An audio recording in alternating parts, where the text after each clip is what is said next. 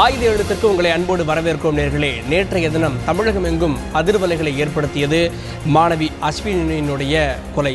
இதற்கு முன்பு இந்த கொலை, இது போன்ற கொலை சம்பவங்கள் 2016ஆம் ஆண்டு ஆகஸ்ட் மாதம் இந்த ஒருதலை காதல் விவகாரத்தில் 4-5 கொலைகள் நடந்தபோது ஒரு மிகப்பெரிய விவாதங்கள் ஏற்பட்டது. அதன் பிறகு அங்கொன்றும் இங்கொன்றுமாக சில சம்பவங்கள். தற்போது சென்னையில் நடந்திருக்கக்கூடிய இந்த கொலை, தமிழகம் எங்கும் பெண்களுக்கு எதிரான இந்த கொடுமைகள், ஒருதலை காதல் விவகாரத்தில் நடக்கக்கூடிய இந்த கொலைகள், இது சமூகத்தில் இருக்கக்கூடிய பிரச்சனை என்று பார்ப்பதா, அல்லது காவல்துறையினர் இந்த விவகாரத்தை பொறுத்தவரையில் ஏற்கனவே கேஸ் கொடுக்கப்பட்டிருக்கிறது, அதை சரியாக கையாள தவறிவிட்டார்களா என்கிற கேள்விகளும் எழுந்திருக்கிறது. இதனையும் தவிர்த்து பொதுவாக வளரும் இளம் பருவத்தினர் அவர்கள் யாரிடம் எப்படி நடந்து கொள்ள வேண்டும் என்பது அவர்களுடைய சமூக உளவியல் பிரச்சனை சார்ந்ததாக இருக்கிறதா? இதையும் தாண்டி இந்த ஒருதலை காதல் விவகாரத்தில் இவ்வளவு கொலைகள் நாம் கடந்த 2-3 ஆண்டுகளாகவே பார்த்து விட்டோம். மாணவி வினோதினி ஆசிட் வீச்சு, அதன் பிறகு சுவாதி வெட்டி கொலை செய்யப்பட்ட சம்பவம், அதன் பிறகு நவீனா, சோனாலி என எத்தனையோ சம்பவங்களுடைய ஒரு தொடர்ச்சியாக அஸ்வினி இன்றும் நீண்டு கொண்டே இருக்கிறார். இதனுடைய முடிவு என்ன? அதுதான் இன்றைய விவாதத்தினுடைய தலைப்பு. காதல் பிரச்சனையில் மாணவி கொலை, யார் மீது குற்றம்? இன்று விவாதிப்பதற்காக நம்முடைய அரங்கத்திலே 4 சிறப்பு விருந்தினர்கள் இணைகிறார்கள். முதலாவதாக காவல்துறை முன்னாள் அதிகாரி திரு சித்தனன் அவர்கள் இணைகிறார், அவரை வரவேற்கும். உளவியல் நிபுணர் டாக்டர் அபிலாஷா இணைகிறார், அவரையும் வரவேற்கும். அதேபோல அதிமுக ஆதரவு திரு ஜவஹர் அலி அவர்கள் இணைகிறார், அவரையும் வரவேற்கும். அதேபோல பாமக தரப்பிலிருந்து கவிஞர் திலகபாமா இணைகிறார், அவரையும் வரவேற்கும். என்னுடைய முதல் கேள்வி திரு ஜவஹர் அலி அவர்கள்ட்ட, சட்டம் ஒழுங்கு சரி இருக்கா அப்படின்னு அந்த கேள்விகளுக்கெல்லாம் போகிறதுக்கு முன்னாடி ஒரு அடிப்படையிலான ஒரு கேள்வி. 2016 இது போன்ற தொடர்ச்சியான பிரச்சனைகள் ஏற்பட்ட போது 4-5 கொலைகள் ஒருதலை காதல் விவகாரத்தில் நடந்தப்போ இதற்கு சரியான நடவடிக்கை எடுக்கப்படும் அப்படின்னீங்க. 2012 இதே போன்ற ஒரு சம்பவம், புனிதா அப்படின்ற மாணவி இது பண்ணப்பட்டப்போ 13ஆம் அம்ச திட்டத்தை அன்றைய முதலமைச்சர் ஜெயலலிதா அவர்கள் அறிவித்தார். சென்னையிலே குழந்தைகள் கடத்தப்பட்டப்போ ஒவ்வொரு ஸ்கூலுக்கு வெளியிலையும் காவல்துறை அதிகாரிகள் ஸ்கூல் விடுறப்பையும் ஸ்கூலுக்கு மாணவர்கள் வர்றப்ப இருந்தாங்க. அதுக்கப்புறமா கல்லூரிகளுக்கு வெளியே காவல்துறையினர் இருந்தாங்க. நேற்றைய சம்பவம் நடைபெற்ற போது அந்த பகுதியில் காவல்துறையினர் இருந்திருந்தால் இதை தடுத்திருக்க முடியும் முதல் கட்டமா. ஸோ காவல்துறையினர் நேற்று அந்த பேட்ரோலோ ரோந்தோ போகலை அப்படின்னு எடுத்துக்கிறதா? முதல்ல எனது தங்கை அஸ்வினி கொல்லப்பட்டதற்கு ஆழ்ந்த இரங்கலையும் வருத்தத்தையும் தெரிவித்து என்னுடைய கருத்தை ஆரம்பிக்கிறேன். இந்த மாறி வரக்கூடிய இந்த கலாச்சார சீர்கேடு, அது இல்லாமல் மனிதனுடைய வக்கிர புத்தி, ஆண ஆதிக்கம், இது போன்ற சம்பவங்களால் பெண்களுக்கு எதிரான வன்கொடுமைகள் அதிகமாக உலக அளவிலே அதிகரிச்சிருக்கு. அது தமிழகத்திலேயும் விதிவிலக்கு இல்லை. ஆனால் மற்ற மாநிலங்களை விட தமிழகத்தில் குறைவு என்று சொல்வதிலே நான் ஒன்றும் இது பண்ணல. அதே சமயத்தில் நேற்று நீங்கள் சொன்ன சம்பவத்தில் ஒரு ஒரு மனிதனுக்கு முழுமையாக காவல்துறை இருக்கக்கூடிய 7.5 கோடி மக்களுக்கும் பாதுகாப்பு கொடுக்க முடியாது. அவங்க வீட்டில், மாணவியுடைய வீட்டில் இந்த சம்பவம் நடந்திருந்தது அப்படின்னா 2 பேருக்குள்ளான பிரச்சனை அப்படின்னு இருக்கலாம். அந்த கல்லூரிக்கு வெளியே பேருந்து நிறுத்தத்தில் இந்த சம்பவம் நடக்கிறது அப்படின்றப்போ பொதுவாக காவல்துறையினர் ரோந்து போவாங்க. நிலையத்தில் இல்ல, அந்த கல்லூரிக்கு வெளியே பொதுவான சம்பவம் அப்படின்றப்போ இந்த கேள்வி வருது. இல்ல சார், அது பேருந்து நிலையத்தில் நடக்கல, அது ஒரு தெருவில் நடந்த சம்பவம்.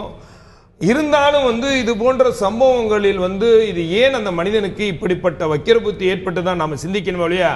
காவல்துறை அந்த சமயத்தில் என்ன நடவடிக்கை எடுக்கலன்ட்டு நம்ம கேட்பது நம்மளுடைய அறியாமையா தான் இருக்க முடியும். ஏன்னா ஏன் இந்த குற்றச்சாட்டு நான் வச்சேன்னா, நேத்து இந்த சம்பவத்துல அந்த அழகேசனை அடித்து பிடித்த மாணவர்கள் சொல்றது, டெய்லி எங்க காலேஜ் வாசல்ல ஒரு 4-5 போலீஸ் உட்கார்ந்து இருப்பாங்க, நேத்து அவங்க உட்காரல, ஒருவேளை நேத்து உட்கார்ந்து இருந்தா இந்த மாணவியை காப்பாத்திருக்கலான்றது அவங்களுடைய ஆதங்கம். அந்த ஆதங்கம் தான் நான் கேட்டேன்.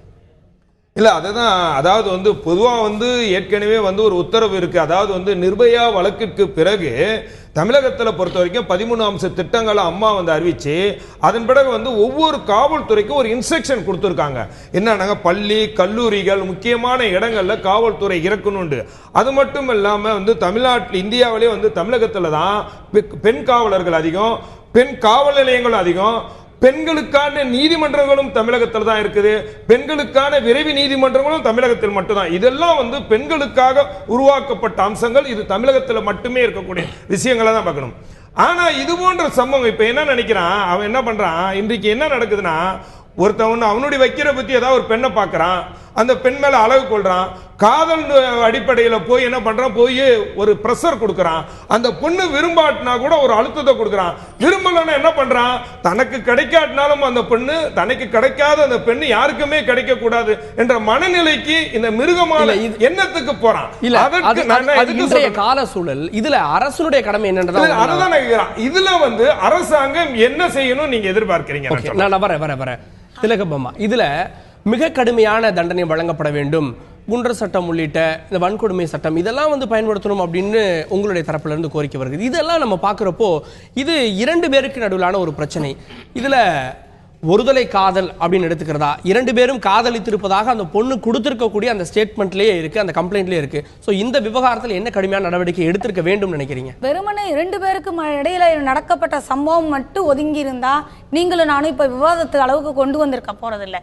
2012 இந்த சிக்கல்கள் சமூகத்துல உறவாக தொடங்கிருச்சுன்னு நம்ம பார்க்க தொடங்கிட்டோம். முன்னாள் முதலமைச்சர் இதை கவனத்தில் எடுத்து 13ஆம் அம்ச திட்டம் கொண்டு வந்தாங்க. எல்லாமே அதிமுக ஆட்சியில் பார்த்தீங்கன்னா எல்லாம் பேப்பர்லையும் எழுத்துலையும் தான் இருக்கு. எதை நடைமுறைப்படுத்தி இருக்கிறாங்கிறதுல சிக்கல். இன்னைக்கு இவ்வளவு சட்ட ஒழுங்கு ஒண்ணும் இல்லைங்க. நீங்க வரிசையா நீங்க சொல்லிட்டு சட்டம் ஒழுங்குன்றது ஒரு பொது இடத்துல ஒருத்தரை வெட்டிட்டாரு கொன்னுட்டாரு அப்படின்னா அது வேற. அவங்க 2 பேரும் அங்க பேசுவதற்கு முயன்று இருக்கிறார். சுவாதி கொலை வழக்கு 2 நபர்களுக்கு இடையில இதைத்தான் முதலமைச்சராக அன்றைக்கு இருந்த ஜெயலலிதா அவங்க சொன்னாங்க. இல்ல முதலமைச்சராக அன்றிருந்த ஜெயலலிதா அவங்க சொன்னாங்க, ஆதாய கொலைகளை தடுக்க முடியும். இது உணர்ச்சி வயப்பட்டு நடக்கக்கூடிய கொலைகள். அவ எப்ப குத்துறான் அப்படின்னு தெரியாது. 2 பேருக்குள்ள ஒரு ரிலேஷன்ஷிப் இருக்கு, பேசிட்டு இருந்தாங்களா அப்படின்றது கூட தெரியாது. 2 பேரும் அமைதியா பேசி இருந்திருப்பாங்க, டக்குன்னு கத்தி எடுத்து குத்தி இருப்பான். சோ இதை எப்படி நீங்க தடுக்க முடியும்? இதை ஏன் நம்ம சட்ட ஒழுங்குக்குள்ள கொண்டு வந்து சேர்க்கணும்? சட்டம் இல்ல, ஒரு கொலை நடக்கிற போதே சட்ட ஒழுங்கு தலையிட்டு அவங்களுக்கு என்ன தண்டனை கொடுக்குறாங்க. நீங்க எப்படின்னா இந்த வழக்குகள் இது மாதிரி வர நேரம், கொலைகள் நடக்கப்படுகிற நேரம் ரொம்ப எளிதா கைது செய்யப்படுகிறது மட்டும்தான் நம்ம கவனத்துக்கு வருது. அதுக்கப்புறம் என்ன நடந்ததுன்னே யாரு கவனத்துக்கும் வந்து சேரல. அந்த சம்பந்தப்பட்டவருக்கு என்ன தண்டனை வழங்கப்படுகிறது வந்து சேரல. அரசியலமைப்பு சட்டம் எல்லாம் நீங்க பின்பற்றி அவங்க வெளியே வந்தாங்க. அந்த சந்து ஊந்துகளை இறுக்கமாக்கணும்னு அரசாங்கத்தை நாங்க கேட்க வேண்டிய சூழல் இருக்கோம். திண்டுக்கல்ல மகாலட்சுமிங்கிற 4 வயது குழந்தை கொலை செய்யப்பட்டது. நாங்க போய் அங்க உள்ள போய் நின்று கேட்கிற வரைக்கும் கேட்டு அதுக்கப்புறம் 15 நாள் வரைக்கும் அரசாங்கமோ எதுவுமே அதுக்குள்ள உள்ள கேள்வியே கேட்கல. ஒரு இவ்வளவு பெரிய கொலை நடந்திருக்குது, 4 வயது குழந்தை கொலை செய்யப்பட்டிருக்குங்கிறது இந்த தகவலே ஒழுங்காக இவங்களுக்கு சேரல. அப்படி இருக்கிற சூழலாய் அரசு இருக்குதுங்கிறதா எங்களுக்கு கவலைக்கிடமான ஒரு விஷயம். தண்டனைகள் கண்டிப்பாக ஒரு கொலை நடந்த உடனே உடனடியாக தண்டனைகள் அறிவிக்கப்பட்டா மட்டும்தான் சமூகத்தோட சிந்தனைக்கு போய் சேரும். இந்த மாதிரி விஷயங்கள் ஒரு பெண் வக்கர புத்தி எல்லா சமூக மாற்றங்கள் கலாச்சார எல்லாம் சொல்றோம். ஒரு அரசாங்கம் என்ன செய்யணும், அடுத்த 10 வருஷம் என்ன நடக்க போகுதுங்கிறத ஓரளவு திட்டமிடணும். இன்னைக்கு சமூகத்தோட மாற்றம் திட்டங்கள் அடிப்படையில சமூக நீதி அடிப்படையில் என்ன பண்ணலாம்ன்றத பிளான் பண்ணுவாங்க. மாறி வரக்கூடிய சூழல்ல நவ நாகரிகத்தினுடைய அடிப்படையில சினிமாவுடைய தாக்கத்தில் நடக்கக்கூடிய இது போன்ற சம்பவங்களுக்கு அரசு எப்படி ப்ரீ பிளான் அரசு திரைப்படங்களை சென்சார் இதுங்களை இன்னும் ஸ்ட்ரிக்ட் பண்ணலாம். பள்ளி மாணவிகளை காதலிகளா காமிக்கிறத இது பண்ணணும்.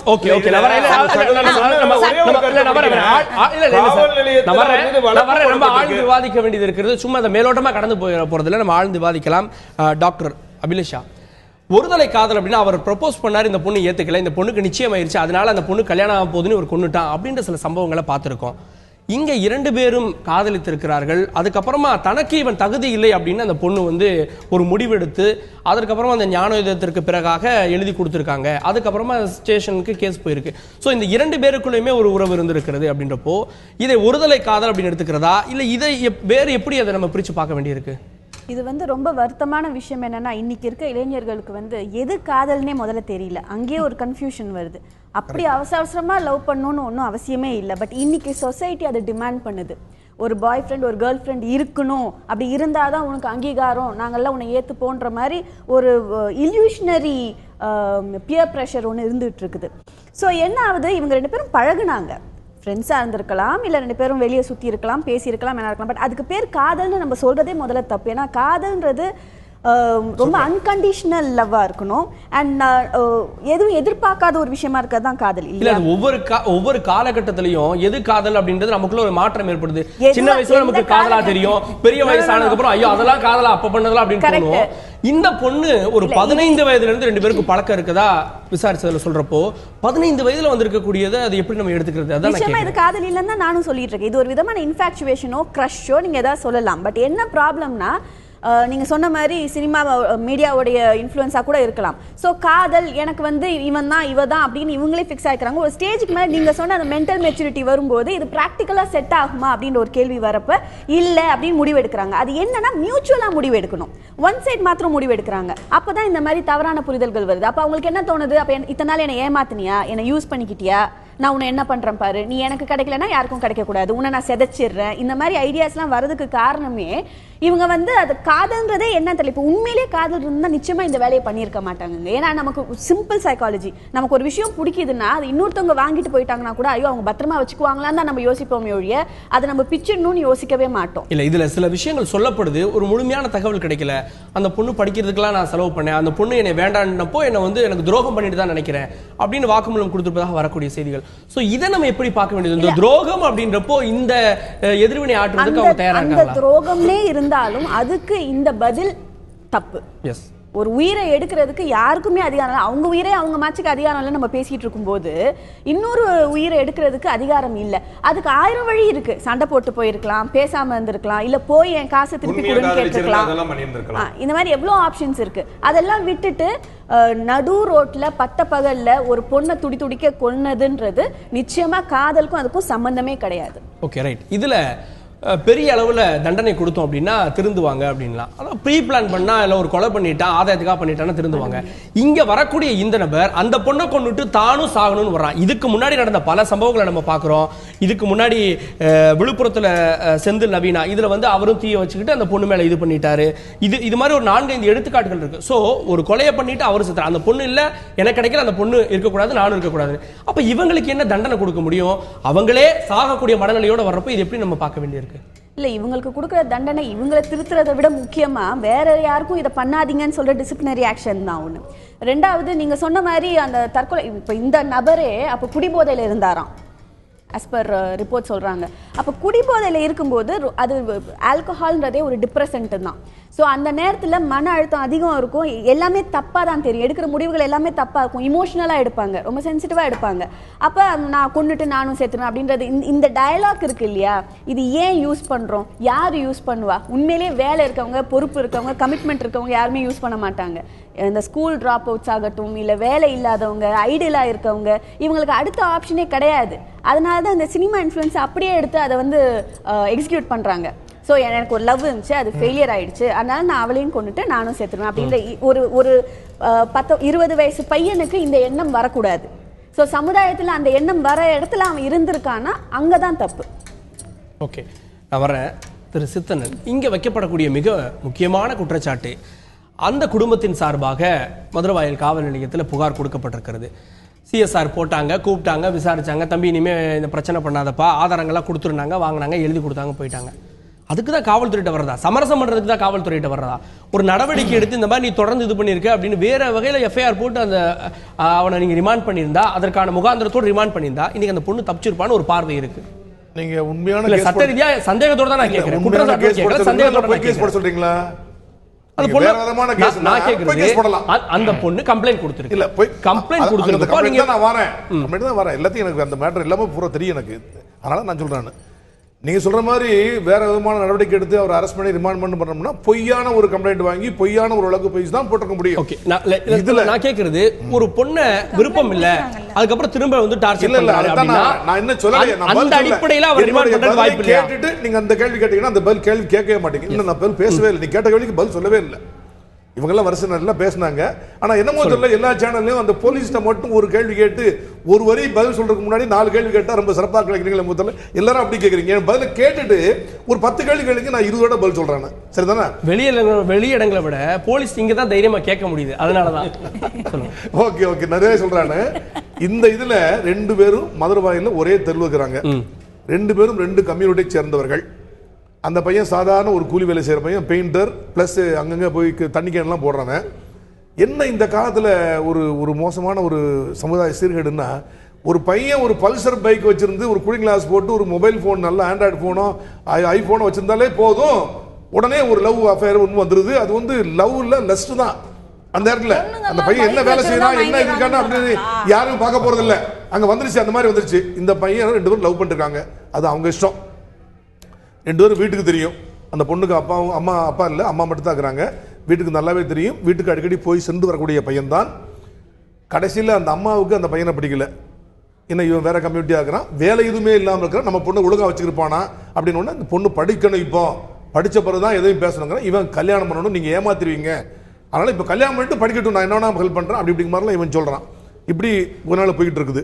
ஒரு பர்டிகுலர் டேயில் வீட்டில் வந்து, இல்லை நீங்கள் ஏமாத்துற மாதிரி எனக்கு தெரியுது, நான் கண்டிப்பாக நான் கல்யாணம் பண்ணி தான் ஆகணும் அப்படின்னு தாலி கட்டுறதுக்கு ட்ரை பண்ணுறான். அம்மாவும் பொண்ணு சேர்ந்து தள்ளி விட்டுறாங்க, அவனை தாலி கட்ட விடாமல் தள்ளி விட்டுறாங்க. இதான் நடந்திருக்கு. 2 பேருமே இருக்கு. அதாவது வேற ஒரு எதிரி, திடீர்னு வேற ஒரு விஷயம் இல்லை, வீட்டில் பேசிட்டே இருக்கக்கூடிய நேரத்தில் இருந்தாலும் அவன் என்னை ஏமாற்றக்கூடாதுன்னு போயிடுறான். திருப்பி அம்மாவும் பொண்ணும் போய் போலீஸ் ஸ்டேஷனில் போய் ரிப்போர்ட் தராங்க, இந்த மாதிரிலாம் பண்ணுறான், ஃபர்தராக வந்துடக்கூடாதுங்க, வந்து எனக்கு இது காம்பக்கூடாது, கூட்டு வான் பண்ணுங்க, சிவியராக வான் பண்ணுங்க அப்படின்னு எழுதி தராங்க. உங்களுக்கு நல்லா தெரியும், பொதுமக்களுக்கு நல்லா தெரியும், யாராவது நீங்களே ஒரு கம்ப்ளைண்ட் கிட்ட கொடுத்தீங்கன்னா, ஒரு கிரிமினல் கேஸாக இருக்கும் பட்சத்தில் காக்னைசபிள் அஃபென்ஸ் இருக்கு எல்லா ஐபிஎஸ்லையும் மற்ற இதர சட்டங்களிலும். எந்த ஒரு குற்ற வழக்கில் காவல்துறை வழக்கு பதிவு செய்து புலன் விசாரணை செய்து எதிரியை எந்த வாரண்ட் நீதிமன்றத்தில் அனுமதி கைது செய்ய முடியுமோ அந்த வழக்கு பேர் காக்னைசபிள். இன்னொரு குற்ற வழக்கு நான் காக்னைசபிள், போலீஸுக்கு பவரே கிடையாது.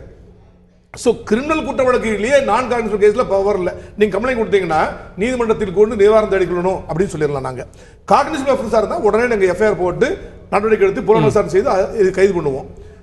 இவங்க என்ன பண்றாங்க, அவரும் லவர் நானும் லவர், 2 பேரும் லவ் பண்ணிட்டு இருந்தோம், 4-5 வருஷம் லவ் பண்ணிட்டு இருந்தோம், எங்க வீட்டுக்கு வந்துட்டு போவாரு செய்வாரு, இப்போ எங்களுக்கு பிடிக்கல, நாங்க படிச்சுட்டு போறோம் கல்யாணம் சொல்றோம், அவன் இப்போ உடனே கல்யாணம் பண்ண சொல்லி கேட்கிறாரு, எங்களுக்கு இஷ்டம் இல்லை, வான் பண்ணுங்க, இதான் கம்ப்ளைண்ட். இது வந்து இந்திய அவனை வான் பண்ணுங்கிறதா தான் இருக்கு. வேற இதர சட்டங்களிலேயும் ஒரு குற்றமாக வரக்கூடிய இன்கிரிடியன்ஸை கொண்டிருக்கவில்லை. ஆதலால் இந்த மாதிரி காக்னைசபிள் நான் காக்னைசபிள் வரலைன்னா என்ன பண்றது அப்படின்னா, 149 சிஆர்பிசி ஒரு இருக்கு, குற்ற விசாரணை சட்டத்தில். அதாவது ஏதாவது ஒரு பிரச்சனை வரும் என்று எதிர்பார்த்து ஒரு கம்ப்ளைண்ட் கொடுக்க போனா அது காக்னைசபிள் நான் காக்னைசபிள் எதுவும் வரலைன்னா அக்னாலேஜ் பண்ணி, to the best of their ability, the police officer shall interpose and prevent the commission of any cognizable offense, further commission of cognizable offense சொல்றாங்க. சோ மேற்கொண்டு நம்ம ஏதாவது ஒரு விசாரிக்கணும்னா வேற ஒரு அஃபென்ஸ் நடந்துரும் அப்படிங்கிற தடுப்பதற்காக வேண்டி பெட்டிஷன் அப்படின்னு வாங்கி ரிசீவ் பண்ணுவாங்க. அது 90ஸ்க்கு அப்புறம் சிஎஸ்ஆர் கம்யூனிட்டி சர்வீஸ் ரெஜிஸ்டர்னு மாத்திட்டாங்க. அதுல வாங்கி என்ட்ரி போட்டு உடனடி இந்த பையனுடைய அண்ணன் கணபதிங்கிற பையன் 2 பேரையும் வர சொல்லி ஒன்னா தங்கியிருக்காங்க, வர சொல்லி இந்த பொண்ணு அப்பா அம்மா வர சொல்லி இந்த அம்மாவையும் பொண்ணையும் வர சொல்லி ஸ்டேஷன்ல விசாரிச்சு என்னன்னு பூரா கேட்டு, இந்த பொண்ணு உன்னை இப்போ லவ் பண்ணலன்ட்டா, கல்யாணம் வேணான்ட்டா, நீ ஒடுத்தனம் பண்ணி தரா பண்ணா பண்ணவே மாட்டா, படிக்க தான் போறாங்க, நாங்க படிச்சு முடிச்ச பிறகு வந்தா ஓகே, மறுபடியும் எதுவும் பிரச்சனை கூடாது, உன் எவிடன்ஸ் இருந்தா ஏதாவது இருந்தா கூட எல்லாம் நீ மிஸ்யூஸ் பண்ணக்கூடாது, நீ ஃபாலோ பண்ணக்கூடாது, வான் பண்ணி எழுதி கூட எல்லாத்தையும் வாங்கி பண்ண. இதுதான் காவல்துறை செய்ய முடியும். இதுக்கு மேல போக முடியாது. கண்டிப்பாக எஃப்ஐஆர் போடக்கூடிய இதுக்கு அப்புறம் பின்னாடியே ஃபாலோ பண்ணிட்டு வரான் அப்படின்னு சொன்னா ஸ்டாக்கிங் நீ எஃப்ஐஆர் போடலாம். 354C ல அந்த ஸ்டேஜ்ல இவங்க அடுத்த கம்ப்ளைண்ட் கொடுக்கல. 16ஆம் தேதி கடந்த மாதிரி நடந்திருக்குது. கூட்டு எல்லாம் சிவியரா வான் பண்ணி எல்லாம் முடிஞ்சு போச்சு. அதுக்கப்புறம் வரவே இல்லை, வீட்டுக்கு வரல, எங்கேயும் வரல. இவங்களா தான் ஒருவேளை மறுபடியும் வீட்டுக்கு வந்துட்டா என்ன பண்றது அப்படின்னு சொல்லி அவங்க மாமா வீட்டுக்கு ஜாஃபர்கான் பேட்டுக்கு சிட் பண்ணி வந்து இங்க இருந்து மோட்டார் சைக்கிள் வந்து இறங்குறது, மோட்டார் சைக்கிள் கூட்டு போறேன்னு இருக்காங்க. அவன் கரெக்டா ஃபாலோ பண்ணி இங்க ஸ்கூல்ல காலேஜ்ல படிக்கிறேன் தெரியுமே அப்படின்னு சொல்லி போய் பேசி கேட்கும்போது வாக்குவாதம் வந்திருக்கு, குத்திட்டான். சோ இந்த மாதிரி சிச்சுவேஷன்ல போலீஸ் கொடுத்த கம்ப்ளைண்ட்ல பேஸ்ட் ஆன் தி கம்ப்ளைண்ட் கரெக்டா தான் ஆக்ஷன் எடுத்திருக்காங்க. இல்லைன்னா போலீஸ் லயபிள். ஏன்னா இந்த மாதிரி கேஸ் எல்லாம் மோசமான வழக்கு எழுதலாம், கண்டிப்பா இந்த மிகப்பெரிய நடவடிக்கை எடுக்க முடியும். இதுக்கு மேல ஒண்ணுமே செய்ய முடியாது. எல்லாமே சொன்னீங்க அன்னைக்கு நேரத்துல போலீஸ் ஸ்டேஷன்ல போலீஸ் அந்த இடத்துல இருந்தா ஒருவேளை தவிர்த்துக்கலாமோ அப்படிங்கிற மாதிரி சொன்னீங்க நீங்க. கேகே நகர் போலீஸ் ஸ்டேஷன் லிமிட்ல மட்டும் 120 ஸ்கூல் இருக்கட்டும், எல்கேஜில இருந்து ஆரம்பிச்சா 120 ஸ்கூல் இருக்குது. ஏறத்தாழ ஒரு 50 மிகப்பெரிய அரசு நிறுவனங்கள், பெரிய பெரிய ஆபீஸ்லாம் இருக்குது, காலேஜ் வேற இருக்குது, ஒரு 460 தெரு இருக்குது. மொத்த போலீஸ் 45 தான். 35 வருஷத்துக்கு முன்னாடி சாங்ஷன் பண்ண போலீஸ் இன்னைக்கு வந்து அவ்வளவு ஷார்டேஜ் இருக்கு. அதை 3 வாங்க 15 போலீஸ், அதுல லீவு மத்ததெல்லாம் சென்ட்ரி மத்தெல்லாம் போக ஒரு செக்ஷனுக்கு ஒரு 7-8 போலீஸ் தான் இருப்பாங்க. இவனுங்க எல்லா இடத்துலயும் அன்னன்னைக்கு பிரச்சனை வரும்போது நம்ம அதுல நிதி நிர்வாக ரீதியா சில காம்ப்ரமைஸ் பண்ணிக்கலாம், சட்டம் ஒழுங்கு ரீதியா போலீஸ் இவ்வளவுதான் இருக்குன்னு நம்ம காம்ப்ரமைஸ் வர முடியாது. நான் வரேன் இல்ல காம்ப்ரமைஸ் வர கூட இல்ல. 1,23,000 3 லட்சம் பேர் உங்களுடைய சிரமமும் காவல்துறையினுடைய சிரமமும் புரியுது, அவர்களுடைய நடவடிக்கை நீங்க சொன்னீங்க அவங்க கொடுத்த கம்ப்ளைண்ட் அடிப்படையில் நடவடிக்கை எடுக்கப்படுது அப்படின்னீங்க. இதுல இன்னொரு ஒரு பார்வை இருக்கிறது. கம்ப்ளைண்ட் கொடுத்த 2 பேருமே ஒரு இளம் வாலிபன் மற்றும் ஒரு புறம் படிக்கக்கூடிய மாணவி, அவர்களுடைய நன்மை கருதி கேஸ் வந்து அவங்களை வந்து சிறைக்கு அனுப்பக்கூடியதோ இது போல இது இல்லாம சில இடங்களில் சமரசங்களை காவல்துறையின் ஈடுபடுறாங்க. அதை அவர்களுடைய நன்மைக்காக அப்படின்ற ஒரு பார்வை இருக்கு. அந்த பார்வையில் நம்ம அணுக வேண்டி இருக்கிறதா? இல்ல மாணவர்கள் சில வழக்குல மாற்றப்போ அவங்களுடைய படிப்பு கெட்டக்கூடாது, அவங்களுடைய எதிர்காலம் கெட்டக்கூடாதுன்னு சில வழக்குகளில் நடவடிக்கை எடுக்காம அவர்களை எச்சரித்து அனுப்புறாங்க. அந்த மாதிரி இந்த கேஸ் அணுகப்பட்டதா அப்படின்ற ஒரு கேள்வியும் இருக்கிறது. காதல் பிரச்சனையில் மாணவி கொலை, யார் மீது குற்றம்? இதுதான் இன்றைய விவாதத்தினுடைய தலைப்பு. கவிஞர் திலகபாமா, பொதுவாக அந்த படிக்கக்கூடிய மாணவர்கள் இவர்கள் சம்பந்தப்பட்ட இந்த குற்றவியல் இல்லாத சில கேசஸ் எல்லாம் வர்றப்போ அவங்கள கூப்பிட்டு காவல்துறையினர் ஒரு விசாரணை நடத்தி அவங்களுடைய எதிர்காலம் கருதி சில விசாரணை நடத்தி இந்த மாதிரி பண்ண மாட்டேன்னு எழுதி வாங்கிட்டு அனுப்பக்கூடியது அப்படின்றது அவங்களுடைய நன்மைக்காக சில விஷயங்களை பண்ணிட்டு இருக்காங்க. இதில் காவல்துறை ஓரளவு அவங்களுக்கு உட்பட்ட அதிகாரத்தின் அடிப்படையில் நடவடிக்கைகளை எடுத்திருக்காங்க. ஸோ இதை உணர்ச்சி வயப்பட்டது அதன் மூலமாக தான் இந்த கொலை அப்படின்னு தான் நம்ம பார்க்கணும். திரும்ப இந்த சட்டம் ஒழுங்கு காவல்துறை நடவடிக்கை சரியானு பார்க்கணும். அதில் 2 விஷயங்க. நீங்கள் சமூகத்தையும் சட்டம் ஒழுங்கத்தையும் இது செய்யுமா அது செய்யுமான்னு கேட்டுகிட்டே இருந்தோம்னா நம்ம ஊர் போய் சேர மாட்டோம். 2 இணைஞ்சு பணியாற்றினா மட்டும்தான் இந்த இடத்துல நம்ம இந்த மாதிரி விஷயங்கள்லேருந்து பெண்களை காப்பாற்ற வேண்டிய கட்டாயத்தில் இருந்துகிட்டு இருக்கிறோம். இப்போ இது வரைக்கும் இவங்க பேசின விஷயங்களில் 2 விஷயங்களை நான் கொஞ்சம் கவனமாக அவங்க முன்னாடி வைக்கணும்னு நினைக்கிறேன். காவல்துறை இவங்களுக்கு வந்து இவ்வளோ பெரிய ஏரியா, இவ்வளோ பெரிய ஸ்கூலு, இவ்வளோ ஸ்கூல்ஸ் இருக்குது, நாங்கள் எப்படி இப்போ தூண முடியும்? அன்னைக்கு இவ்வளோ காவலர்கள் தான் இருந்தாங்க, இன்றைக்கி இவ்வளோ காவலர் தான். அப்போ அதுவே உங்களுக்கு சொல்லிடுது எவ்வளவு தேவையோ அதுக்கேற்ப என்ன பயன்படுத்தணும்னு அரசாங்கம் இன்னும் திட்டமிடலை அப்படிங்கிறத அவங்களே ஓப்பன் ஸ்டேட்மெண்ட் கொடுக்குற மாதிரி தான். இன்னொரு விஷயம், இப்போ நேற்று ராஜஸ்தானில் பேரவையில் ஒரு தீர்மானம் கொண்டு வந்திருக்குது அரசாங்கம். 12 வயதுக்கு குறைவான சிறுமிகள் பலாத்காரம் செய்யப்பட்டால் மரண தண்டனை அல்லது 14 ஆண்டுகளுக்கு குறையாத தண்டனை, வெளியே வராதது கொடுப்பாங்க. அப்போ ஒரு அரசாங்கம் மத்திய பிரதேசத்துக்கு அடுத்து இவங்க கொண்டு வந்திருக்கிறாங்க. நம்ம இதில் 2012 இந்த பிரச்சனை இருந்துட்டு இருக்கு. 13 அம்ச திட்டங்கள் கொண்டு வந்தோம். இவ்வளவு சிக்கல் இருந்திருக்குன்னு நம்ம எல்லாருக்கும் தெரிஞ்சிட்டு இருக்கு. ஒரு சின்ன டெங்கு ஃபீவர் வந்ததுக்கே நம்ம பேனர்ல இருந்து ஒவ்வொரு ஹாஸ்பிட்டலையும் அலர்ட் பண்ற மாதிரி எப்படி பெண்களுக்கு எதிரான பாலியல் வன்கொடுமைகள் பிரச்சனையா உள்ளாகுதோ அப்ப அரசாங்கம் ஒரு பக்கம் கவனத்தில் எடுக்கணும். ஒரு பக்கம் சமூகமும் இன்னும் சிந்தனை ஆணாதிக்க சிந்தனையில தான் இருக்கும். அது காவல்துறைக்கு போனாலும் அரசியல் துறைக்கு போனாலும் அப்படித்தான் இருக்குது. இப்போயே நீங்களே நிறைய நேரம் சொல்லிட்டு இருக்கும் போதே எனக்கு கவனத்தில் வந்துட்டே இருக்கு, உறுத்திக்கிட்டே இருக்கு. பைக்கில் போகிறாங்க, அந்த பையன் நல்லா ட்ரெஸ் பண்ணிட்டு வந்தான், பெண் விழுந்துட்டா அப்படிங்கிறது. அடுத்து அந்த செய்திகளில் அந்த பையனு நிறைய அந்த பொண்ணுக்காக செலவழிச்சிருக்கிறான் இப்படிங்கிற வசனம். இப்போ இதன் அடிப்படையில் தான் காவல்துறையும் சிந்திக்குது. நீங்கள் என்னதான் இருந்தாலும், எப்படிப்பட்ட காவல்துறை எவ்வளவு படித்த ஆளுகளாக இருந்தாலும் இன்னும் நாம் ஆணாதிக்க சிந்தனைவாதிகளாகத்தான் இருக்கிறோம். எங்களுக்கு கொடுக்கப்படுகிற தீர்ப்பு, எங்களுக்கு கொடுக்கப்படுகிற கவுன்சிலிங், இது எல்லாமே அதன் அடிப்படையில் தான் இருக்கு. அது முழுக்க இதுல ஆணாதிக்கம் மேலோங்கி இருக்கிறது. அதுதான் இது போன்ற சம்பவங்கள் காரணம்ன்றீங்க. திரு ஜவஹர்லால் 2012 பார்க்கிறோம். வினோதினி மேல ஆசிட் வீச்சு, சுவாதியினுடைய மரணம், இது எல்லாமே ஏதோ ஒரு வகையில் ஒருதலை காதல் அப்படின்றப்போ அதை அணுகக்கூடியதில் பிரச்சனை இருக்கிறது. சமூக நல திட்டம் கொடுப்பது மட்டும் அரசுடைய வேலை இல்லை. சமூகத்தில் இருக்கக்கூடிய இந்த பிரச்சனைகளை எதிர்காலத்தில் என்னென்ன பிரச்சனைகள் எதிர்நோக்கி இருக்கோம்ன்றத இந்த கற்றுக்கொண்ட பாடங்கள் அடிப்படையில் நம்ம ஏதாவது விழிப்புணர்வு நடவடிக்கை எடுத்திருக்கலாம். என்ன செஞ்சது அரசுன்ற ஒரு பெரிய கேள்வியாக வந்திருக்குல்ல. அதாவது அதுக்கு முன்னாடி சகோதரி சொன்ன ஒரே ஒரு கருத்துக்காண்டி, அதாவது இங்க ஏதோ காவல்துறை ஷார்டேஜ் இருக்கிற மாதிரி சாரும் சொன்னாரு. ஷார்டேஜ் இல்லை, நீங்க மறுப்பீங்களா? இல்ல நீங்க மறுப்பீங்களா? உலக அளவுல இல்ல, நான் முடிச்சிடறேன் ஒரே நிமிஷம். உலக அளவுல அமெரிக்கால மட்டும்தான் 1000 பேருக்கு 3 பேர் என்ற விதத்துல போலீஸ்காரங்க காவல்துறை. மற்ற நாடுகள்லாம் 1000 பேருக்கு 4 பேர் என்ற விதத்துல இருக்காங்க. ஆனா இந்தியாவில் பல மாநிலங்கள 1000 பேருக்கு 8 பேர் 9 பேர் என்ற அடிப்படையில் இருக்கிறாங்க. ஆனா தமிழகத்துல மட்டுமே 1000 பேருக்கு 7 பேர் என்ற அடிப்படையில் காவல்துறையில் பணியிடங்கள் இருக்கப்பட்டிருக்கு. பணியிடங்கள் சார், நீங்க சொல்றது பணியிடங்கள், பணியில் இருக்கிறார்களா? காலி பணியிடம் எவ்வளவு? அதுதான கேள்வியா இருக்கு. 20,000 காலி பணியிடங்கள் இருக்கின்றன. இல்ல 1,23,000 பணியிடங்கள்ல 20,000 பேர் நான் முடிச்சிடறேன்.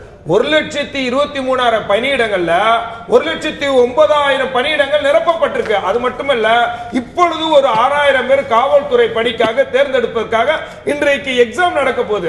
ஆகவே கூடியவர்கள் மிகப்பெரிய ஷார்டேஜ் எல்லாம் இல்ல, அதிகமா 10,000 பேர் தான் ஷார்டேஜ். அதையும் கூடியவர்கள் நிரப்புறதுக்காக நடவடிக்கையில இந்த அரசாங்கம் ஈடுபடுது.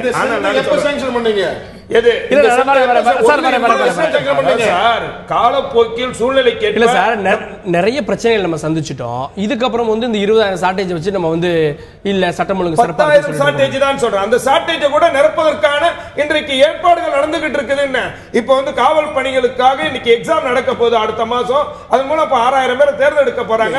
ஏற்கனவே 3,000 சப் இன்ஸ்பெக்டர் தேர்ந்தெடுத்து இருக்காங்க.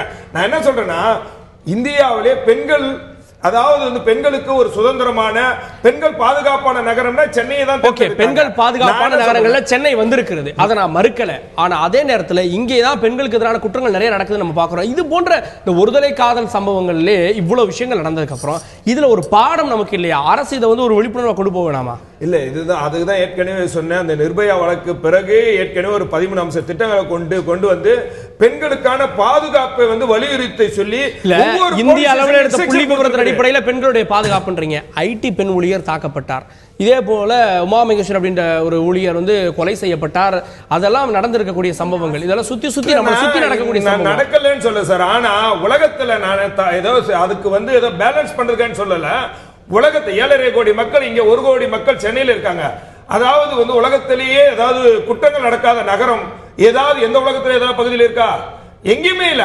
ஒரு சில குற்றங்கள் நடந்துகிட்டே தான் இருக்கு. அதை நான் அதை சமாதானம் சொல்ல விரும்பல. அதே அந்த குற்றங்களும் நடக்க கூடாது என்பதுதான் அரசாங்கத்தினுடைய எண்ணம், கொள்கை. அந்த நடவடிக்கை தான் முன்னோக்கி தான் காவல்துறை செல்ற.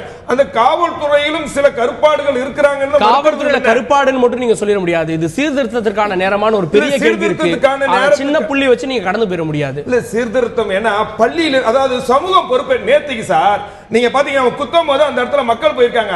அந்த சமூகம் என்ன பண்ணது? அந்த மக்கள் ஏன் அவனை தடுக்கலன்னு நான் கேட்கிறேன். சமூகமும் பொறுப்பு இருக்குது. ஒரு அரசாங்கம் மட்டுமே முழு பொறுப்பு எடுக்க முடியாது.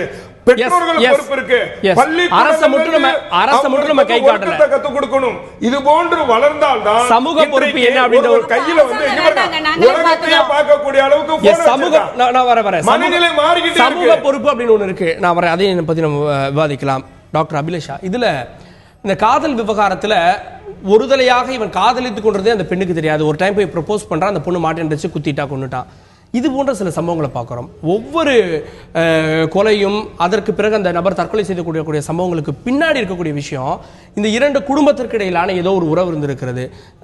இந்த பையன் பழகக்கூடியது அந்த வீட்டாருக்கு தெரிந்திருக்கிறது. ஏதோ ஒரு சிச்சுவேஷன்ல வேண்டான்றாங்க.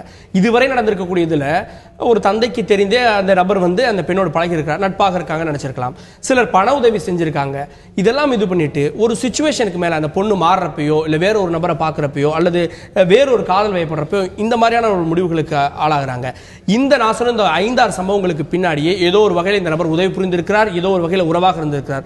ஸோ இது எப்படி நம்ம சாதாரணமாக கடந்து போயிட முடியுது? எல்லாம் ஒருதலை காதல், இவர் விரும்பினாரு, அந்த பொண்ணு மாட்டின்றுச்சு, கொண்டுட்டாருன்னு எடுத்துடலாமா? இல்லை, இதில் பிரச்சனை என்னன்னு கேட்டிங்கன்னா, ஆண்களுக்கு நிச்சயமாக ஆணாதிக்கம் இருக்குன்றதுல மாற்று கருத்து இல்லை. அது வளர்ப்புலேருந்தே நம்ம சரி பண்ண வேண்டிய ஒரு விஷயம். பையனாலே இப்படிலாம் இருக்கணும், பொண்ணுனா இப்படி தான் இருக்கணும்னு வளர்க்கப்படுறாங்க. ரெண்டாவது விஷயம், இன்னைக்கு இருக்க இளைஞர்களுக்கு ஒரு பெரிய டிராபேக் ஒன்று இருக்கு. அவங்களால ரிஜெக்ஷன்ஸை ஏற்றுக்கவே முடியல, ஃபெயிலியர்ஸை அவங்களால ஏற்றுக்கவே முடியல. உடனே இமோஷனல் ஆயிடுறாங்க.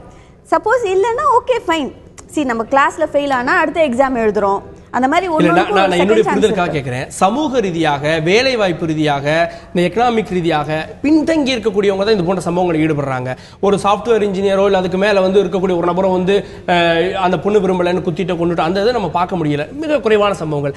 சமூக ரீதியாக பின்தங்கி இருக்கக்கூடியவங்க இந்த சம்பவங்களை ஈடுபடுறாங்கன்னா அதை எப்படி நம்ம பார்க்கறது? நிச்சயமா ஆதங்கங்கள் இருக்கும் இல்லையா? தான் நினைக்கிற மாதிரியான ஒரு சொகுசான வாழ்க்கையை வாழ முடியலன்றதோ இல்லை இன்னொருத்தவங்க வாழ்றாங்கன்றத பார்க்கும் போதோ டெஃபினட்டா இருக்கும். இன்னொன்று, நான் எப்பவுமே சொல்ற மாதிரி இந்த மாதிரி விஷயங்கள், இவங்களாம் ப்ரொஃபஷனல் கில்லர்ஸ் கிடையாது. ஆனால் அடிப்படையிலேயே பர்சனாலிட்டி டிஸார்டர் இருக்கும், ஒரு ஆன்டி சோஷியல் பர்சனாலிட்டி இருக்கும். அது சின்ன வயசுலேயே வெளிப்பட்டிருக்கும். எப்படின்னா, ஒரு சும்மா இருக்கிற நாய் மேலே கல்லை தூக்கி அடிக்கிறது, காரில் ஸ்க்ராட்ச் போட்டுட்டு போய், யாரோ ரோட்டில் ஒரு கார் நிறுத்திருந்தா ஸ்க்ராட்ச் போட்டு போய், இந்த மாதிரி சின்ன சின்ன சேஷ்டைகள் இருக்கு பாருங்க. இதுலேயே அவங்களுடைய வக்ரம் வெளிப்படும். என்னன்னா ஃபேமிலியும் சரி சொசைட்டியும் சரி அதை நம்ம சரியா நோட்டீஸ் பண்றது இல்ல. அவங்கள வெளியே எடுத்துட்டு வந்து ட்ரீட்மெண்ட் கொடுக்கறதோ இல்லை அவங்கள கவனிக்கிறதோ பண்றது இல்ல. அப்ப அவங்க வளரும் போது ஒரு ஸ்டேஜ்ல இப்போ இதெல்லாம் வந்து ஒரு ரிஜெக்ஷன் தானே, அவனுடைய காம்ப்ளெக்ஸை தூண்டுற ஒரு விஷயம், அவனோட ஈகோவை ப்ரொவோக் பண்ற ஒரு விஷயம். அது எப்படி நீ எனக்கு நோ சொல்லலாம், லவ்னு நான் பண்ணிட்டேன், நான் எல்லாருக்கும் சொல்லிட்டேன். நான் என்னுடைய சந்தேகம் அப்படின்றது, ஒரு காலகட்டத்தில் அந்த லவ் அக்செப்ட் பண்றாங்க, 2 பேரும் பழகுறாங்க, அதுக்கப்புறமா ஒரு நிலைப்பாட்டில் இல்லை நீ ஒத்து வர மாட்ட அப்படின்னு பிரியிறப்போ, அப்போ நேத்து எப்படி என்னை ஏத்துக்கிட்ட அப்படின்னு ஒரு கேள்வியோட அந்த கேள்வி அந்த ஆணை எழுப்புறா இல்லைங்களா, அங்க என்ன பதில் இருக்குன்னு தானே கேள்வி. இல்ல அந்த இடத்துல மெச்சூரிட்டி இருந்துச்சுன்னா நான் என்ன நினைக்கணும், நீ இப்பவே மனசு மாறனா நாளைக்கு மறுபடியும் நம்ம லவ் பண்ணிட்டு இருந்தாலும் நீ மனசு மாறதான் போற, தப்பிச்ச வரைக்கும் நான் தப்பிச்சுக்கிறேன் அப்படின்ற ஒரு மென்டாலிட்டி இருந்தா ஒதுங்கிடுவாங்க. ஓகே, அதை விட்டுட்டு நீ யார் எனக்கு நோ சொல்றதுக்கு, நேத்து வரைக்கும் நல்லா தானே இருந்த, இன்னைக்கே என்ன வேணான்ற, அப்ப என்ன பிடிக்கலையா, நான் அவ்வளவு கெட்டவனா, இந்த மாதிரி அவங்களே ஒரு காம்ப்ளெக்ஸ் கிரியேட் பண்ணிக்கும் போது அப்ப நீ எனக்கு விரோதி, நீ என்னோட எதிராளி ஆயிட்ட, இனி நீ எனக்கு தேவையில்லை அப்படின்றப்ப. இங்க இன்னும் ஒரே ஒரு கேள்வி என்னன்னா, ஒருவேளை அந்த பையன் சூசைட் பண்ணியிருந்தான்னா இன்னைக்கு செய்தி வேறையாக வந்திருக்கும். அந்த உயிரிழந்த அழகேசனுடைய பெற்றோர் சொல்லியிருந்திருப்பாங்க, அந்த பொண்ணு ஏமாத்திருச்சு, இவன் இருந்து காசெல்லாம் பிடிங்கிருச்சுன்னு ஒரு வேளை சொல்லியிருந்திருக்கலாம். ஸோ இப்போ அந்த பக்கம்னு ஒரு நம்ம பார்க்க வேண்டியது. 2 பக்கமே நியாயம் இருக்கலாம், நம்ம பொண்ணு வீட்டு சைடும் நியாயம் இருக்கலாம், இந்த பையன் வீட்டு சைடும் நியாயம் இருக்கலாம். என்ன இருந்தாலும் கொலை நியாயம் அல்ல. கொலை பண்ணதன் மூலியமா இது எல்லாத்தையும் அவன் அடிச்சிட்டான். அந்த பொண்ணு தப்பே பண்ணுச்சு, துரோகமே பண்ணுச்சுனாலும் இவன் பண்ண ஒரு வேலையினால அது எல்லாமே வந்து டிரா ஆயிடுச்சு. சோ இதுல ஒரே ஒரு பெண்ணுக்கு ஒரு ஏதாவது உதவி செய்யும் மூலம் அந்த பெண்ணை அடையணும்னு நினைக்கிறது வந்து ரொம்ப தவறானது. பெண்ணுக்கு நான் உதவி செஞ்சேன் அதனால அந்த பெண்ணு எனக்கு தான் கிடைக்கணும்னு அவன் நினைக்கிறது தவறு இல்லையா? இல்ல அதை ஏத்துக்கவே முடியாது. நம்ம உதவி செய்யறது அப்படின்றது வந்து பல வகையில் எல்லாருமே உதவி செய்வோம். இதுக்கு திருமணம் தான் ஒரு கமிட்மெண்டா அப்படின்ற அந்த ஒரு கேள்விதான் இருக்கு. நம்ம தொடர்ந்து வாதிக்கலாம். இந்த நேரத்தில் இந்த சினிமாவினுடைய தாக்கம் எப்படி இருக்கிறது? சினிமாவிலே முன்பெல்லாம் நீ இல்லை என்றால் நான் இல்லை, இறந்து விடுவேன் என்றார்கள். இன்றைக்கு எனக்கு நீ இல்லை என்றால் நீ சாக வேண்டும் என்கிற நிலை இருக்கிறது. இதில் இன்னொரு வகையாக என்னை போன்ற ஆட்களை எல்லாம் பார்த்தால் பிடிக்காது, பார்க்க தான் பிடிக்கும் என்கின்ற வகையிலான இது போன்ற டைலாக்குகள் தான் சாதாரணமாக இருக்கக்கூடியவர்களையும் தூண்டிவிட்டு ஹீரோக்களாக நினைத்து இது போன்ற சம்பவங்களுக்கு ஆட்படுத்துகிறதா. காதல் பிரச்சனையில் மாணவி கொலை, யார் மீது குற்றம், இதுதான் இன்றைய விவாதத்தினுடைய தலைப்பு. திரு சித்தண்ணன், நிறைய சம்பவங்கள் பார்த்துருக்கோம். திரும்பவும் 2012 வினோதினி வழக்கில் இருந்து பார்த்துருக்கோம். அதுக்கப்புறம் ஒரு 7-8 சம்பவங்கள் நடந்திருக்கிறது. அரசை குற்றம் சாட்டுவதை விட இது ஒரு புதிய வகை குற்றங்கள் நடக்கிறப்போ அதற்கான ஒரு பாடங்களை நீங்களே காவல்துறை அதிகாரிகளுக்கு பாடம் எடுத்துட்டு இருக்கீங்க. ஸோ இந்த குற்றச்சம்பவங்களை தடுப்பது எப்படி, இதற்கு விழிப்புணர்வு கொடுப்பது எப்படின்றத அப்டேட் பண்ணியிருக்கா காவல்துறை? ஆரம்பத்தில் நீங்கள் இப்போ கூட இடையில சொன்னாங்க, சகோதரி அவர்கள் அவங்க சொன்னாங்க, ராஜஸ்தானில் கூட இப்போ இந்த மாதிரி ஒரு பாலியல் தாக்குதல், பாலியல் வல்லுறவு வழக்குகளில் பாதிக்கப்பட்ட ஒரு 12 வயது கீழான ஒரு குழந்தையாக இருந்தாலும் இல்லை மரண தண்டனை கொண்டு வரணும் அப்படின்னு இப்போ ப்ரொப்போஸ் பண்ணிருக்காங்க அப்படின்னு சொன்னீங்க. 2013 நிர்பயா வழக்குக்கு அப்புறமே 2013 கிரிமினல் அமெண்ட்மெண்ட் ஆக்ட் கொண்ட பிறகு 3/2/2013 மிகப்பெரிய ஒரு வர்மா கமிஷன் ரெக்கமெண்டேஷன்ஸ்லாம் வந்தது. அதில் கொலை செய்தால் இது பாலியல் வல்லுறவுக்கு உள்ளாக்கினால், ஒரு பெண்ணை உள்ளாக்கினால் மரண தண்டனை வைக்க வேண்டும் அப்படிங்கிறதெல்லாம் கொண்டாந்தாங்க ப்ரொபோசல். மரண தண்டனை என்று நீ கொண்டு வந்துட்டேன்னா சாட்சி, முக்கியமான சாட்சி, பெரும்பாலான பாலியல் வல்லுறவு வழக்குகள் விக்டிம் அக்யூஸ் மட்டும் தான் கூடிய வழக்கா இருக்கும். அப்ப என்ன செய்வாங்க, சாட்சியமே இருக்கக்கூடாதுங்கிறது அவங்களை கொன்னே போட்டுருவான் அப்படிங்கிற பெரிய டிபேட் நடந்து, ஸோ பாலியல் வல்லுறவு குற்றங்களுக்கு கொலை தண்டனை, மரண தண்டனை கொண்டு வரக்கூடாது அப்படின்னு சொல்லி அமைச்சர் கூட்டத்தில் முடிவு பண்ணி, பெரிய எக்ஸ்பர்ட் கமிட்டியில் முடிவு பண்ணி, லா கமிஷன் முடிவு பண்ணி தான் அமெண்ட்மெண்ட் ஆக்டை கொண்டு வந்தாங்க. ஆனால் என்ன பண்ணாங்க, அதுலேயே என்ன பண்ணாங்கன்னா, இப்போ ஆயுள் சிறை தண்டனை அப்படின்னா எல்லாமே 14 இயர்ஸ் மேக்சிமம், அதில் நல்லடத்தை காரணமாக 8-10 வருஷத்துல வெளியே வந்துடுவாங்க, அப்படிதான் இருந்தது. ஆனால் ஆயுள் சிறை தண்டனை என்றால் ஆயுள் உள்ள வரை அப்படின்னு என்னதான் டிஃபரன்ஸ் இருந்தால் கூட நிறைய இந்த மாதிரி ரெஃபர்மேட்டிவ் ப்ராசஸ்ல இப்படி கொண்டு வந்துட்டாங்க. ஆனால் முதலாவதாக 2013 தான் ஆயுள் சிறை தண்டனை என்பது அந்த நபரின் இயற்கையான ஆயுள் உள்ளவரை அப்படின்னு சொல்லி ஒரு 5 பிரிவில் கொண்டு வந்தாங்க. அதுல இந்த பாலியல் வல்லுறவு வழக்கு, அதாவது அடித்து தாக்கி மயக்கமுறை செய்து இல்ல வந்தனா அந்த மாதிரி வழக்கு இல்ல, அது பாலியல் வல்லுறவு வழக்கு, அது வேற. நான் கேக்குறது இந்த ஒருதலை காதல், இதுல இப்படிப்பட்ட சூழ்நிலையில தானும் 2012 நீங்க எப்படி அணுகுறீங்க? இப்ப 2012 இந்த மாதிரி குழந்தைகளுக்கு என்ன பாலியல் குற்றங்களை பத்தி விசாரிக்கும் போது நிறைய தமிழக காவல்துறையில ஒரு சரியான ஒரு புரிந்துணர்வு இல்லை அப்படின்னு சொல்லி 2015க்கு அப்புறம் போலீஸ் ட்ரைனிங் காலேஜ்ல அதே மாதிரி போலீஸ் அகாடமியில், அதே மாதிரி இன் சர்வீஸ் ட்ரைனிங் சென்டர்னு ஒவ்வொரு 2 டிஸ்ட்ரிக்ட்டுக்கு 3 டிஸ்ட்ரிக்ட்டுக்கு ஒரு ரேஞ்ச் ஹெட் குவார்ட்டர்ஸ்ல இருக்குது. எல்லாமே இடத்துல ஒரு 16 மேல இருக்குது. அது இந்த இடங்கள் எல்லாமே தொடர்ந்து பயிற்சி அளிக்கப்பட்டு வருகிறது. எப்படி எவிடன்ஸ்லாம் பண்ணணும், எப்படி அந்த விக்டிமை ட்ரீட் பண்ணணும், எப்படி இந்த கேஸை கன்விஷன் கொண்டு வருது எப்படி அப்படிங்கிறது பல்வேறு மட்டங்களில் தொடர்ந்து பயிற்சி அளிக்கப்பட்டு காவல்துறைக்கு ஒரு புத்துணர்வு புத்தாக்கம் கொடுக்கப்பட்டு தான் வருகிறது. Okay right. அது எதிரொலிக்குமா அப்படின்னு நம்ம பொறுத்து வந்து பார்க்கலாம். நான் வரேன் டாக்டர் அபிலேஷ். இதுல இந்த பெற்றோர்கள் வந்து இவங்க 2 பேரும் பழகுறாங்கன்றது முன்னாடியே தெரிகிறது. அதுக்கப்புறமா சொசைட்டி, வேலை, வயசுன்னு இந்த விஷயங்களை அந்த பொண்ணுக்கு உடன்பாடு இருக்கிறது, பையனுக்கு உடன்பாடு இருக்கிறது. இங்க 2 பேருமே நம்ம குற்றம் சாட்டுறோம். அந்த பெற்றோரை குற்றம் சாட்டுறதே இல்லையே. நிச்சயமா பெற்றோரை குற்றம் சாட்டணும். ஏன்னா நான் இந்த அவங்க யூஸ் பண்ணிக்கிட்டாங்க, மானிட்டரி பெனிஃபிட்ஸ் எடுத்துக்கிட்டாங்கன்றதுக்காக மட்டும் சொல்லலை. சின்ன வயசுலேயே குழந்தைங்களை எப்படி வளர்க்குறாங்கன்றது இருக்கு. அதாவது 2 விதமாக இருக்குது. ஒன்று பையனை ஈக்குவலாக வளர்க்குறது, பொண்ணுக்கும் பையனுக்கும் அந்த ஈக்குவாலிட்டி சொல்லி கொடுத்து வளர்க்குறது. இன்னொன்று பொண்ணுக்கு தைரியம் சொல்லி கொடுத்து வளர்க்குறது. நீ யாரையும் டிபெண்ட் பண்ண வேணாம், நீ வந்து சுயமரியாதையோட தன்மானத்தோட நீ இருக்கணும், நீ எதிர்த்து சண்டை போடலாம், நீ யாருக்கும் அடிமை கிடையாது. இந்த மாதிரி விஷயங்கள் இருக்கு இல்லையா, இது வந்து வளரும் போதே சொல்லித்தர வேண்டிய முக்கியமான விஷயம். அண்ட் பர்சனாலிட்டி டிசார்டர்ஸ், ஒரு குழந்தையுடைய பர்சனாலிட்டி 8 வயசுலேயே வந்து பரிபூர்ணமாக டெவலப் ஆகிடுது. அப்போ அங்கேயே வந்து அவன் கிரிமினலா, அவன் நல்லவனா, அவன் வாழ முடியுமா அவனால், இது எல்லாமே அந்த நேரத்தில் வந்துடுது. நிறைய பேரண்ட்ஸ் இப்போ அட்டென்ஷன் கொடுக்கறது இல்லை. நமக்கே நல்லா தெரியும், நிறைய டிபேட்ஸில் பேசியிருக்கோம். ஃபுல் அண்ட் ஃபுல் இப்போ கெஜெட்ஸோட தான் குழந்தைங்க இருக்காங்க. அப்போ எங்கேருந்து மனிதாபிமானம், ஒரு வேல்யூஸு, இல்லை இன்னொருத்தவங்களுடைய வழியை புரிஞ்சுக்கிறது, இந்த புரிதல் இன்னைக்கு இருக்க இளைஞர்கள் வந்து ரொம்ப ரிச் சோர்ஸ் ஆஃப் எனர்ஜிங்க. அவங்கள கரெக்டாக டேப் பண்ணோன்னா வண்டர்ஸ் பண்ணலாம். ஆனால் அதுக்கான ஒரு வழிகாட்டுதலோ இல்லை அவங்களுக்கு சரியான, நீங்கள் ஃபஸ்ட்டு அழகாக ஆரம்பிச்சிங்க மீடியா, சினிமாவோட இன்ஃப்ளூயன்ஸ் சொன்னீங்க. ஸோ இன்னைக்கு சினிமாவில் என்ன ப்ரொஜெக்ட் பண்ணிட்டு இருக்காங்க? வேலை இல்லாதவங்க, ரவுடிங்க, அடியாளா இருக்கவங்க, இவங்கெல்லாம் தான் ஹீரோ. அந்த ஹீரோ லவ் பண்றது டாக்டரை, இன்ஜினியரை அண்ட் ஈஸியா திரும்ப போக ப்ரோபோஸ் பண்ண பார்க்க பிடிக்கும். அந்த ஒரு மனநிலை ஹிட். போலீஸ் அடிச்சு வாச்சு கொண்டாங்கன்னா பெரிய ஹிட். இப்படி சரியான ஒரு மாரல்ஸ் இல்லாம போயிட்டு இருக்குது. ரொம்ப மோசமான விஷயம். தூக்கி போட்டு பிடிக்கிறத கைதட்ட ஆரம்பிச்ச போதே அந்த இதுக்கு வந்துட்டோம். ஓகே. அதனால இந்த இன்ஃப்ளூயன்ஸை பார்த்து வளர்ற இளைஞர்கள், குழந்தைகள் என்ன மாதிரி மனநிலையில இருப்பாங்க? அதனால தான் அவங்களால அட்ஜஸ்ட் பண்ண அவருடைய நிலைமையை கூட பார்க்காம ஓகே இவன் இப்படி இருப்பான், நாளைக்கு நம்மள இப்படி வச்சுப்பான் அப்படின்ற ஒரு கற்பனைக்கு வந்துடுறாங்க. சினிமாவில் இருக்கக்கூடிய கற்பனை தான் இங்கே வந்துடுது. லவ் பண்ணா கிட்னாப் பண்ணிட்டு போலாம் அப்படிங்கிற மாதிரி எல்லாம் படம் நிறைய வந்தது இல்ல. அதெல்லாம் அநியாயம். திரு ஜவஹர் அலி, இங்க சினிமாவின் மூலமாக கிடுறாங்க. அதற்கு எத்தனையோ சம்பவங்கள் இருக்கிறது. பொண்ணை படிக்க வச்ச அப்படின்ற மாதிரி முன்பு இருக்கக்கூடிய காலங்களில் வந்து பொண்ணை படிக்க வைப்பாரு, கடைசியில் அந்த பொண்ணு வேற ஒருவரை பார்க்கும், அவர் கல்யாணம் பண்ண மாட்டார், திரும்ப வருவார், சேர்ந்துக்குவாங்க. இன்னைக்கு இருக்கக்கூடிய இது அந்த பொண்ணை கடத்துறது, இது பண்றது, அந்த மாதிரி இதெல்லாம். ஸோ அதுவும் இங்கே எதிரொலிக்க தொடங்கி இருக்குது. அப்போ சினிமாவை நாம் கட்டுப்படுத்த வேண்டிய அல்லது மிகவும் கண்காணிக்க வேண்டிய நேரம் வந்து விட்டதா? அரசு என்ன செய்ய போகிறது? சார், சினிமாங்கிறது அது ஒரு நிஜம் அல்ல, அது நிழல். அதற்கும் இதற்கும் நம்ம அந்த பார்வையிலே இன்றைக்கு இளைஞர்கள் பார்க்கறாங்கன்னா அது அவர்களுடைய தவறு. மனிதனுடைய அது காமம், அது காதலே இல்ல. அது வந்து அதுக்காக பெண்ணுக்காக இன்னைக்கு கொலை நடக்குதுன்னா இன்னைக்கு பாருங்க, சிறு குழந்தைகள், அதாவது சிறு குழந்தைகள் முதல்ல வயதான மூதாட்டிகள் கூட இந்த மாதிரி ஒரு வன்கொடுமைக்கு ஆளாயிராங்க. இல்ல சார், இந்த ஒருதலை பட்ச காதல்கள் முன்னாடி காலத்துல இல்ல அப்படி நம்ம பாக்குறோம். அதே போல சங்க காலத்துல பெண் தன்னுடைய காதலை ஏற்றுக்கொள்ளவில்லை அப்படின்னா அந்த பனைமரத்தில் இருக்கக்கூடிய அந்த கம்பியால ஆண் கிழித்துக் கொள்ளக்கூடிய அதெல்லாம் நம்ம படிச்சிருக்கோம். இன்னைக்கு மாறி இருக்குன்னா அப்ப அரசும் அதுக்கு ஏற்ற மாதிரி மாத்திக்கல. வளர வளர வளர இன்றைக்கு வந்து பல விஷயங்கள், கெடுதலான விஷயங்கள் தான் அதிகரிச்சிருக்கு. ஆனால் அரசாங்கம் என்பது இன்னும் மட்டும் பொறுப்பல்ல, இது கூட்டு பொறுப்பு, கூட்டு கடமை. பெற்றோர்களுக்கும் இருக்கு, சமூகத்துக்கும் இருக்கு, ஆசிரியர்களுக்கு இருக்கு, ஒவ்வொருவருக்கும்.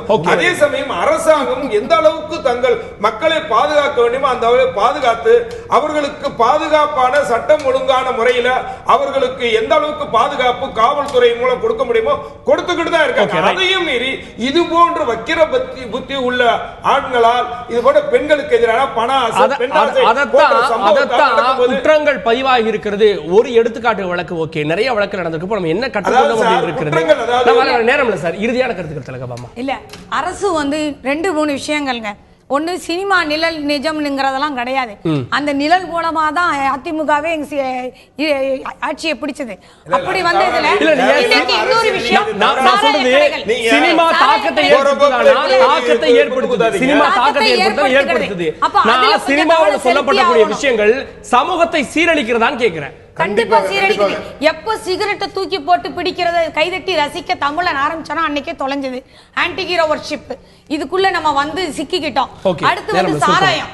இன்னைக்கு இந்த எல்லா கொலை வழக்குகளுக்கு பின்னாடியும் அதுல கொலை செய்ய கொலை ஊக்கியாக மதுபானம் இருந்திருக்கிறது அப்படிங்கிறது இத வந்து இன்னைக்கு தமிழக அரசு முக்கு திறந்து ஊக்குவிச்சிட்டு இருக்காங்க. அடுத்து வந்து அமைச்சர்கள் பேசுற வசனங்கள் இன்னைக்கு அவங்க பொறுப்பு இல்லாம தம்ம எல்லாத்துலயும் பேசுறாங்க. இத நம்ம எங்க கொண்டு வந்தா சரியா இருக்கும் தெரியாது. இது அரசியல் ரீதியான குற்றச்சாட்டு. நான் வரேன். இதுல எல்லாருக்குமே ஒரு பொறுப்பு இருக்குது. இதுல எல்லாருக்குமே ஒரு பொறுப்பு இருக்குது. இன்றைய தலைமுறை நேரம் இல்ல நம்ம நிகழ்ச்சி முடிக்க வேண்டிய நேரம். இதுல எல்லாருக்குமே ஒரு பொறுப்பு இருக்கிறது. இது ஒரு ஒட்டுமொத்த சமூகம். இது ஒரு நபருடைய கட்டமைப்பு அல்ல. இந்த சமூகம் எதிர்வரக்கூடிய டெக்னாலஜியை பயன்படுத்தி தான் வளர வேண்டும். மற்றொரு புறம் இடையூறாக இருக்க இந்த இளைய சமூகத்திற்கு பெரிய ஆதரவையும் இடையூறாக இருக்கக்கூடிய சினிமாவையும் தாண்டி தான் வளர வேண்டும். அதையும் தாண்டி இந்த காதல் போன்ற சம்பவங்களையும் இந்த ஒருதலை காதல் விவகாரங்களையும் எப்படி அணுகுவது என்பது தொடர்பான பாடங்களும் அவசியம். அரசும் இது நடவடிக்கை எடுக்க வேண்டும் என்பது ஒரு பெரிய கருத்தாக இருக்கிறது. இது எல்லாவற்றுக்கும் மேலாக தனிநபருடைய உளவியல் தான் பிரச்சனைகளுக்கு காரணம். அதை அவர்கள் ஒருமுறை மறு ஆய்வுக்கு உட்படுத்துவதனால் இது போன்ற சம்பவங்கள் நடக்காது என்பதே உண்மை. அரங்கத்தில் வந்து உங்களுடைய கருத்துக்களை பதிவு செய்த உங்கள் நால்வருக்கும் நன்றி. பார்த்த உங்களுக்கு நன்றி. தொடர்ந்து இணைந்திருங்கள் தந்தி தொலைக்காட்சியுடன்.